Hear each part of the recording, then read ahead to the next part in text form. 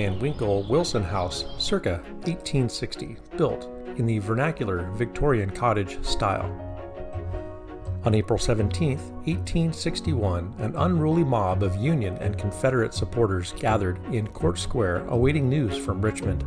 A telegram arrived announcing secession, and a riot ensued.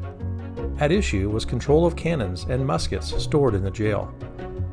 Order was restored, and the arms remained in Union hands, thanks to actions by future Senator Peter Godwin Van Winkle and his son, Lieutenant Colonel Rathbone Van Winkle, who took control of the 113th Wood County Militia.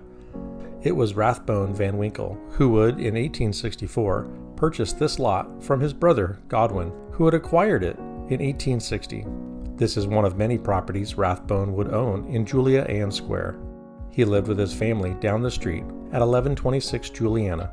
Thus began the 147-year Van Winkle and descendant in the female line ownership of this cottage. By Rathbone's untimely death in 1870, at the age of 36, this was described as a rental property, the proceeds from which would benefit Sarah, his widow.